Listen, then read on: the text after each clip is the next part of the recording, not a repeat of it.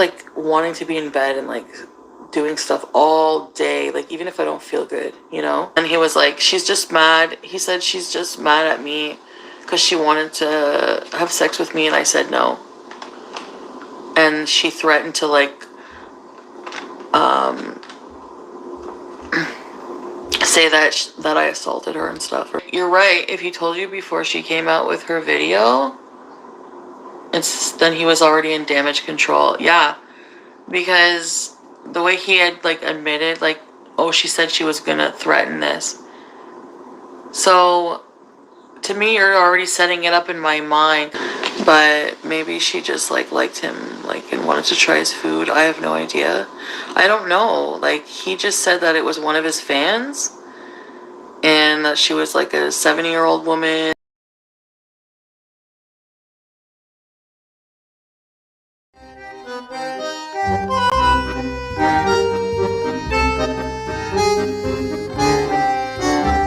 Hey guys, I just want to let you know I'm having a really good time here in Toronto and I will have a vlog up for you soon.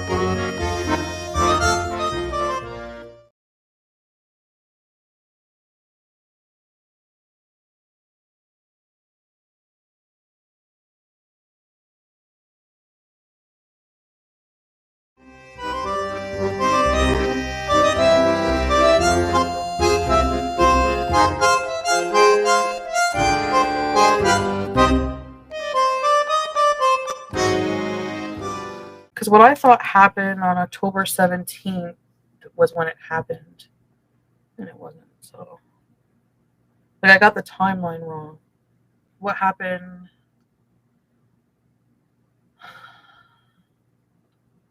I have my theories. I hope they don't want me to go to court.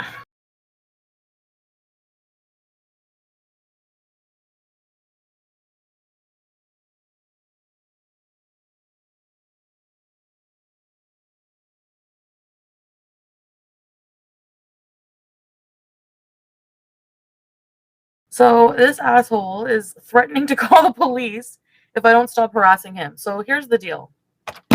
Oh, this is the last time I'm going to talk about your stupid narcissistic ass. Receipts.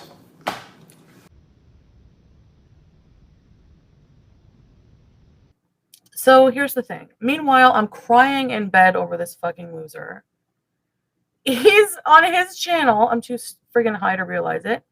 He's on his channel exposing receipts. So let's expose these receipts, you dumb idiot. Because you know what? They make you look just as bad. Because so I'm so obsessed with you. This is the picture he wants to paint. So if he can't get anything out of me anymore, like, this is exactly what that person said was going to happen. He can, and you can't call the cops on me for talking about you, idiot. When yesterday, just yesterday, you had your new librarian, fucking ugly Chris Farley looking narcissistic supply reaming me out with you on live stream yesterday. I'm just doing what you were doing to me, dummy. So here you go, right back at you. Yes, I reached out to you pathetically, really hoping to see you, to be nice to you, to give you shit, to give you gifts and love. And how do you repay me? By being a fucking asshole again. I never learned. Well, guess what? I've learned. After fucking crying over you, the mental fucking energy I give to you, and you give it right back with nothing because you're a narcissistic, unfeeling fucking Nosferatu. People were right about you from the very beginning, and I was wrong.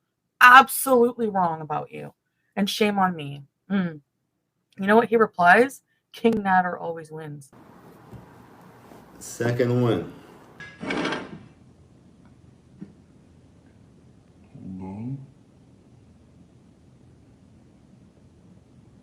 So if I'm such a stalker, 9 minutes.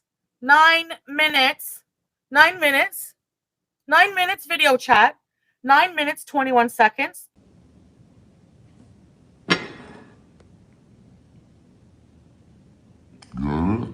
Talk to me for 9 minutes, right? I'm a stalker for 9 minutes. Then again, 5 minutes, 56 seconds. 3 minutes again, and then after again, 3 minutes, and then all that bullshit and block. Bad mistake, but guess what, pal? You're complicit too. Don't sit there and act like when you fucking are answering my phone calls. Well, there's a delay. Hold on a second. I see that shit.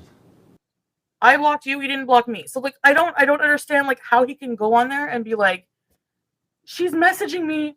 Like, he's so dumb.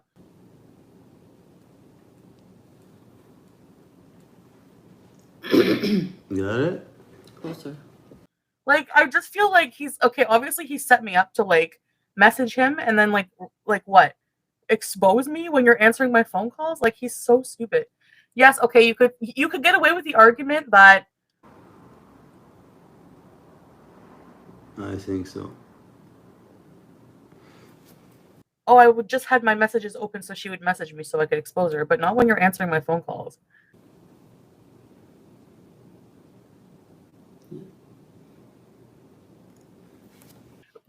Bitch, this is the irony. This is the irony, Chris Farley. He's gonna take all your money. Not any of mine. I can show you my bank accounts. He hasn't taken a fucking penny from me.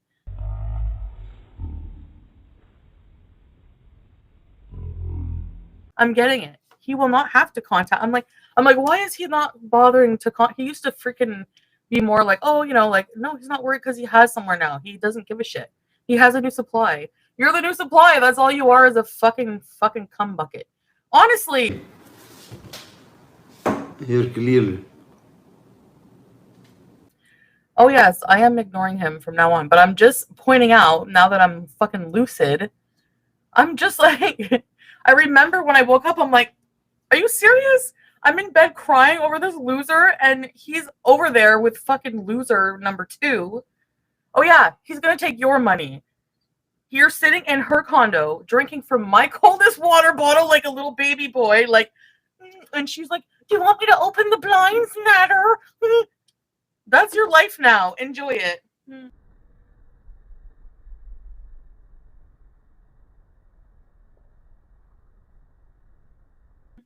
Both of you. Oh my god, they're so pathetic. Like, you know why you have no case? Because you have equally amount of videos on your channel making fun of me. And at least I don't go up there and like make fun of your teeth and your glasses and everything. After spending a year sleeping with you, you look like an idiot. I hope you know that. You think you look smart, but you don't. People are laughing at you, honey, I promise.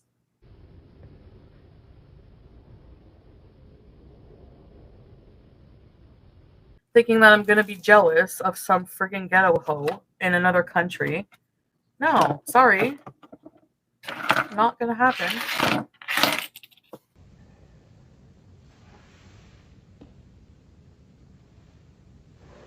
Yeah, I'm not gonna spend another minute talking about him.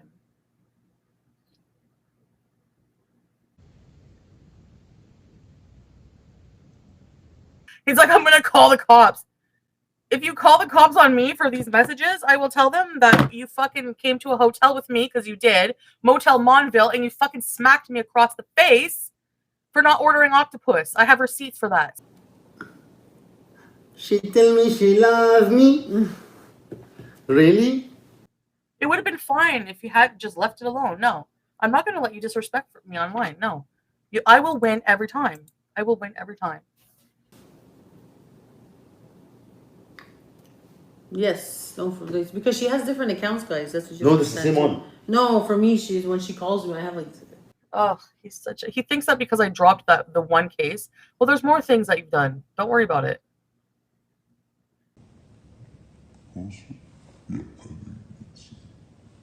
I mean, enjoy it while it lasts, because I'm sure that you're going to jail.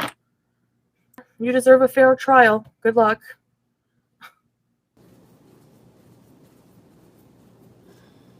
So keep your friggin' geriatric mouth shut, you dumb friggin' hoe. You don't know what you're talking about.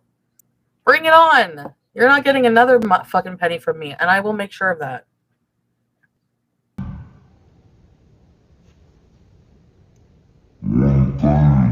They should be ashamed. She sits there acting like she's prim and proper, and she's like, she's gonna sue me because she's better than me, and I'm fucking harassing her.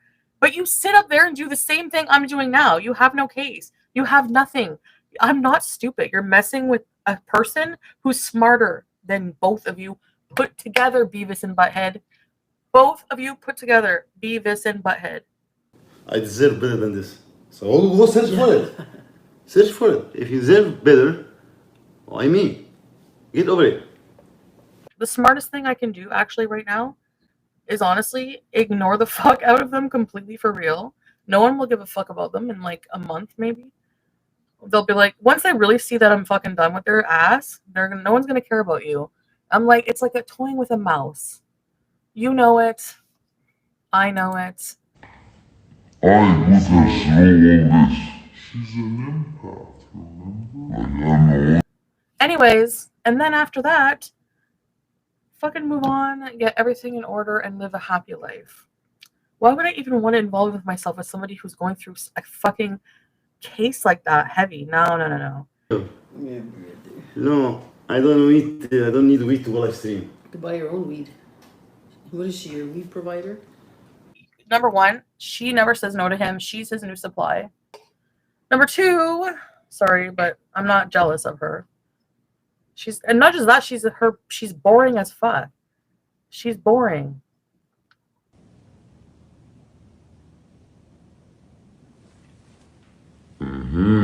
Telling me to move on, really? I really, really cannot.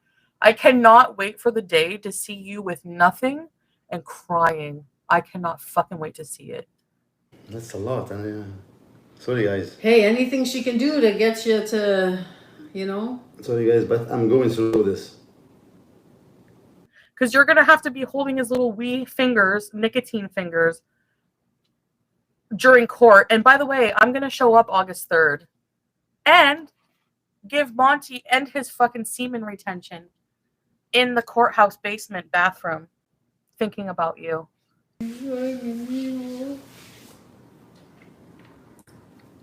This is real life for them. Yeah, it is our real life, unfortunately. I'm going to show up August 3rd because it's public and everyone is going to be there. Thank you. Remember, I told this is my answer here. Hold on, let's see one here. My answer was what? Can you read it, please? No. 60 days, no contact. I'm not going to go. I'm not going to follow it. I really have to do this. If I do no contact, it means that I have to like. Told you 1,000 times, stop talking to me. That's harassment, and I will. Yes, I apologize to May for talking about your case at all. It's not my business. And if that happened, I really hope it didn't. If it did, and I mean, I'm really sorry for her if it did.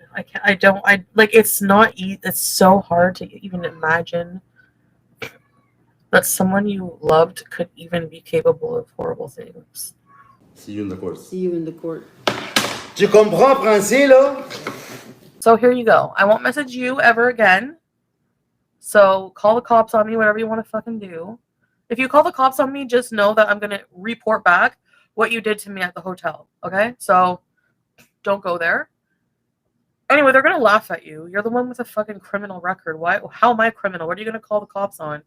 For getting mad at you for talking shit about me last night? Think wisely, because you don't. That's the one I show you after this answer. Here. Here start. She said about your mom. After this, she apologized to me again here. Like, we buy this shit again. Yeah, right. When he told me, or whatever, I was like, what? Okay, sure. And I said, watch, tomorrow she's gonna talk shit about me. And guess what happened? She talked shit about me again today. He doesn't have that much hold over me. Don't fucking flatter yourself, doo-doo. You look pathetic, okay? You look more pathetic. Trust me. You look more pathetic. Literal side piece. All you do is chime in your side, comb over once in a while. Get a life. We know the cycle, guys. I just don't want to be... Are you okay? Are you okay? Did you tell me, are you okay? No, since we do all this shit, I'm not okay. I'm not. Are you okay? No, are you okay?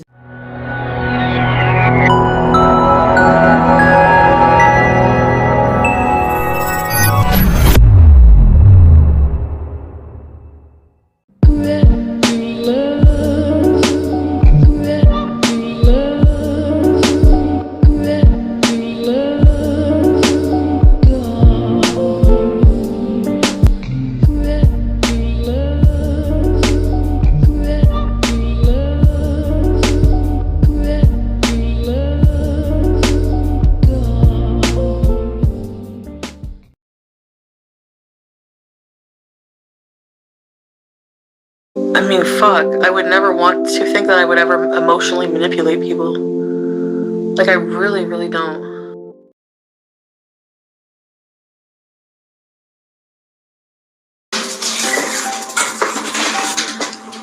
Say what you need to say while you don't tell me. Well, this is I was trying this. to apologize for what happened over the last week. I was being unreasonable and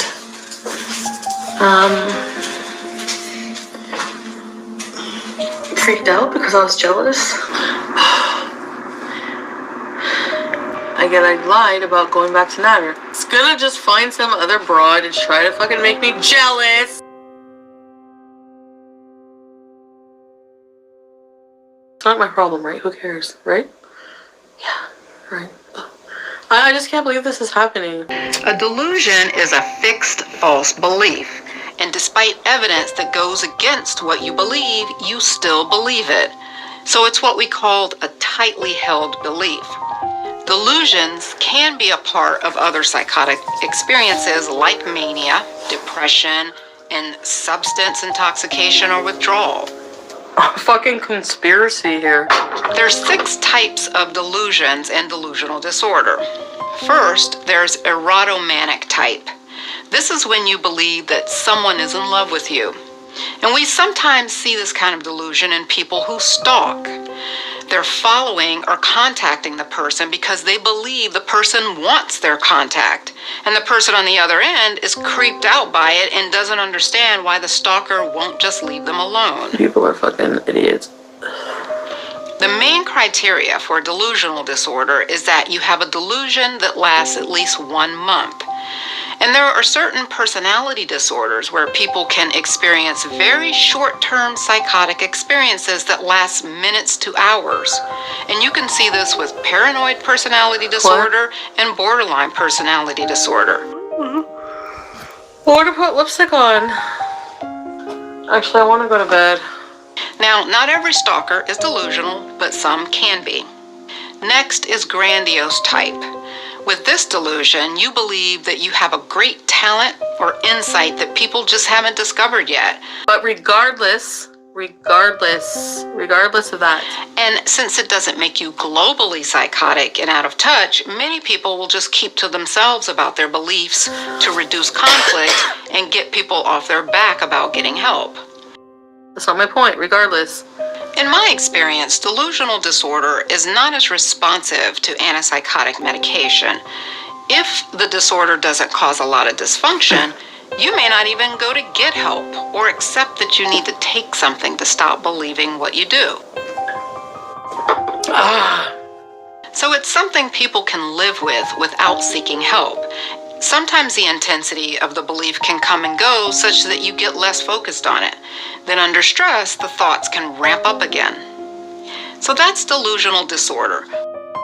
There's so many other reasons, so don't worry about it. Subclinical psychosis is a term that some researchers have used to describe psychotic symptoms in people who don't have a primary psychotic illness, or as a way to identify people who are prone to later get a psychotic illness. It's not really meant to describe a situation where you're just a little bit psychotic. Practically speaking, psychosis is binary. It's like a switch that's on or off.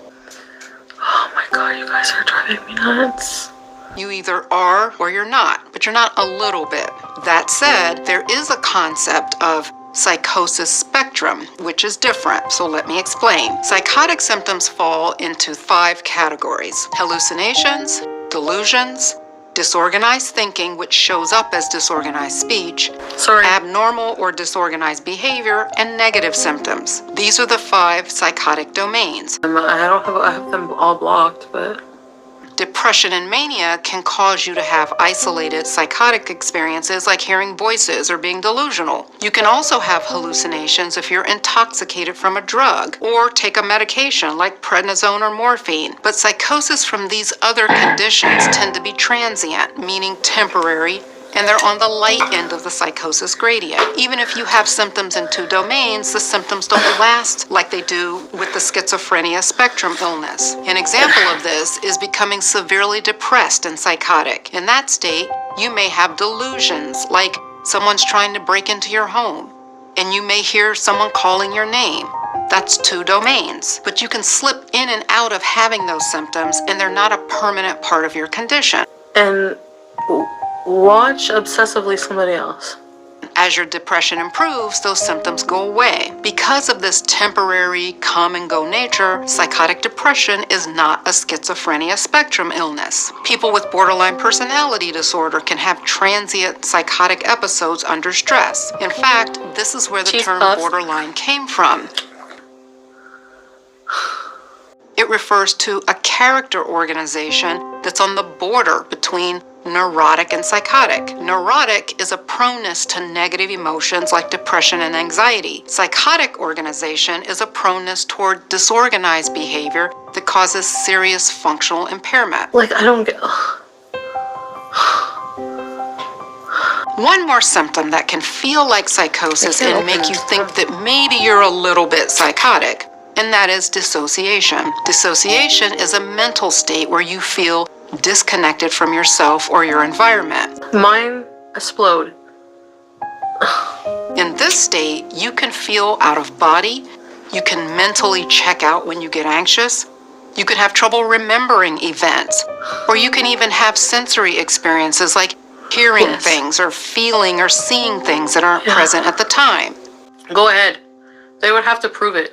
These sensory experiences aren't considered psychosis because they're related to how your mind is retrieving memories. With hallucinations that come from a psychotic state, your brain is creating false information. But despite the differences in the biological origins, the dissociative experience can feel very similar to a psychotic episode.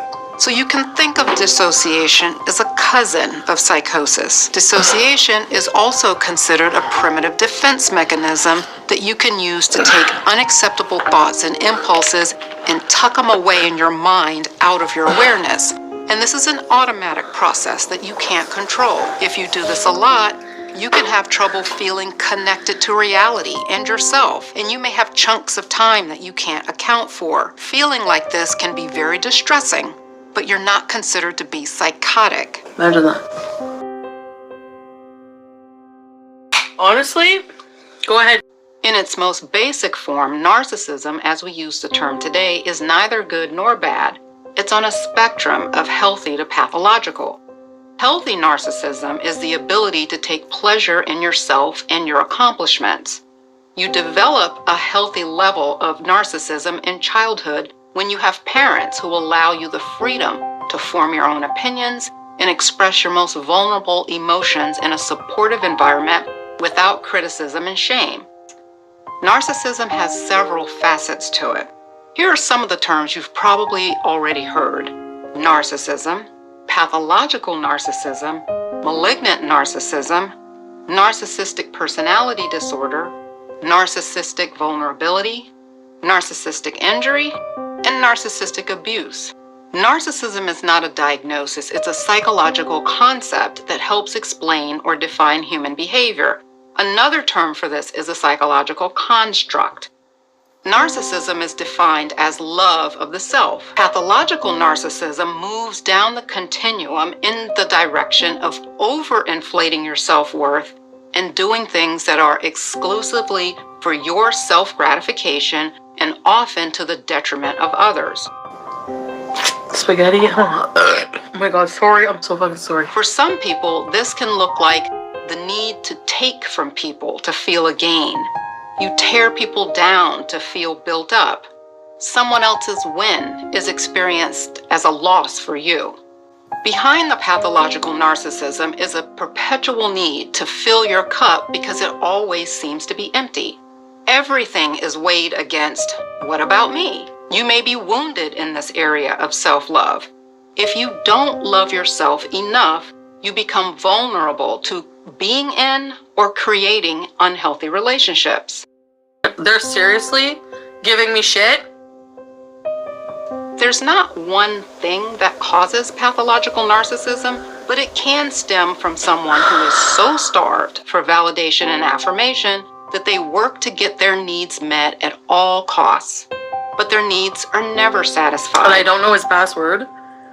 Pathological lying, what it is and how it compares to normal lying. There isn't an established official definition for pathological lying because it's not considered a mental disorder.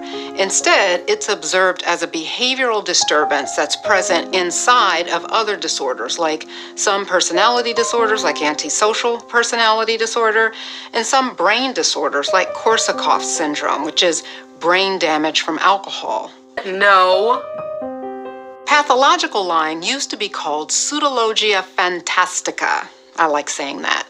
And it referred to people who told multiple outrageous lies that would border on the fantastic. And those were more than just simple lies. These would include elaborate details that seem questionably believable. And when you challenge the person on the details, they tell even more lies to make the story work. It's fucking true. The motive behind the lying wasn't always clear, and sometimes it was just to impress people. Now, there is a body of research on deception. Most of the early work was within a forensic context, usually looking at people who have committed crimes. But the more recent research has focused on non-criminal settings. And of that research, there has come this understanding of deception. Lying is defined as the deliberate attempt to get someone to believe something that you know is not true. I hate this shit. And there's 3 types of lying: normal, prolific, and pathological. Pathological lying is still seen as a different entity that takes lying to a different level. But normal lying and prolific lying were considered behaviors that were non-pathological. Yes. Yes, yes, yes. On average, normal everyday lying was telling 1 to 2 little lies a day and 1 big lie a week. Prolific lying was telling 6 little lies and 3 big lies in 1 day. That's a lot of deception. Pathological lying is more compulsive, and the lies don't have a clear motive or benefit. It can seem like lying for the sake of lying. Some people start to believe their lies and have trouble even knowing what the truth is. When that happens, it's pointless to challenge the person on their lies because they may have gotten so lost in the lies that they can't even dig their way out. Oh my god. I'm gonna laugh with my friends after. Because pathological lying has been poorly researched, we don't have a good treatment protocol for it. There's therapy to help increase the person's insight into their lies and identify what triggers the behavior, and even help the person recognize that they're getting into a lying loop. Believe it or not, for some people, it can become like ordinary talk, and they don't even see themselves as spinning a lot of lies. They just see it as talking, like storytelling. And what's wrong with storytelling? So for that person, it can be helpful to help them recognize that their storytelling is harmful to others and themselves. If you treat the lying like a compulsion where the person becomes very anxious if they don't lie or uses the lies to compensate for some obsessional thinking that they have, then it's possible that they may experience some improvement from taking an antidepressant similar to what we use for treating obsessive compulsive disorder. So that's pathological lying. I'm going to bed soon.